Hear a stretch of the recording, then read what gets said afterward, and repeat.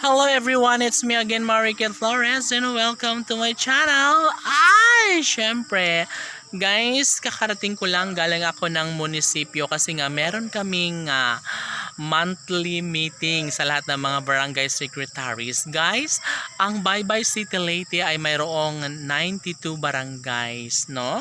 So, 92 secretaries ang pumunta doon sa meeting room ng munisipyo, 4th floor, doon sa Diversion Road, Barangay Gaas, Baybay City Leyte. So ngayon, guys, pinag-uusapan namin ang road clearing.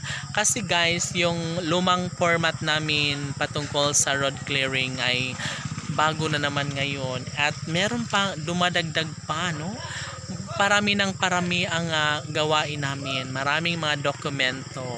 At kailangan na gawin yon dahil isa iyon sa requirements para sa aming monthly honoraria. Syempre, ang lahat ng mga accomplishment ay dapat na magagawa at magiging maisakatuparan, no? Dahil alam naman natin at darating din naman guys dahil meron kaming assessment from the other city, no, kagaya ng Tacloban or Ormoc City.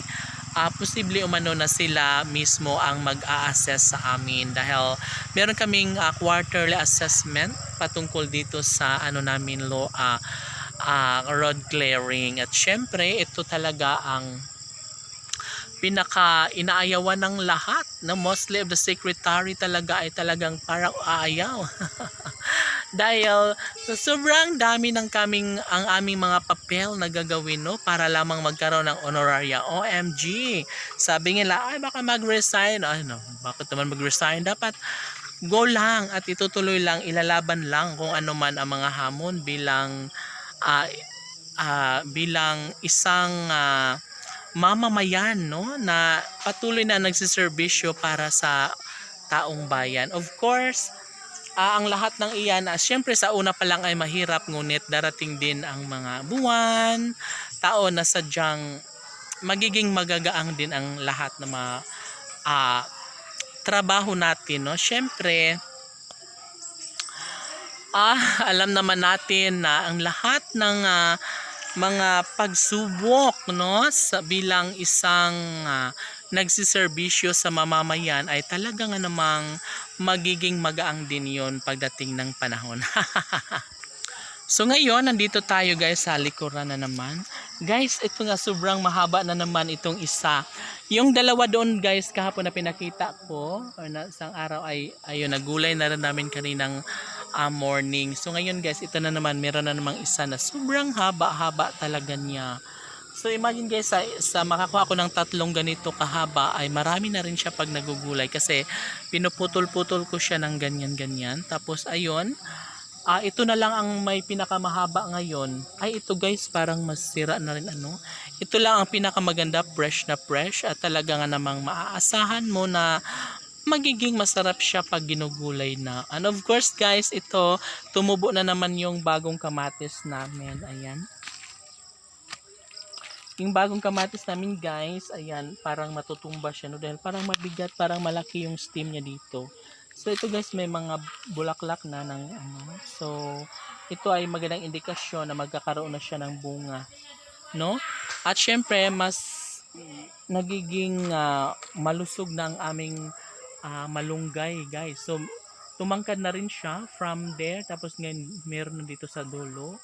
And sobrang haba na nga niya, and baka darating ang araw na lalagpas pa yan dito sa aking mas mataas pa yan sa akin. Syempre lahat naman guys ay talaga nga namang kailangan na magkaroon ng magandang tubo, no, syempre.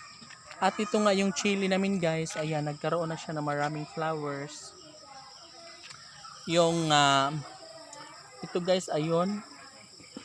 Guys, isa lang talaga yung niya, flowers ng aming sunflower. Isa lang siya, ito lang. Tapos hindi man lang nagkaroon dito. Kasi parang nakita ko sa ibang variety ng sunflower, parang nagkaroon siya ng maraming bulaklak. No? Ito lang, isa lang talaga siya guys. Yan, isa lang. Tapos mawawala na siya. Tapos yung isang puno naman, isa lang din. Ayan.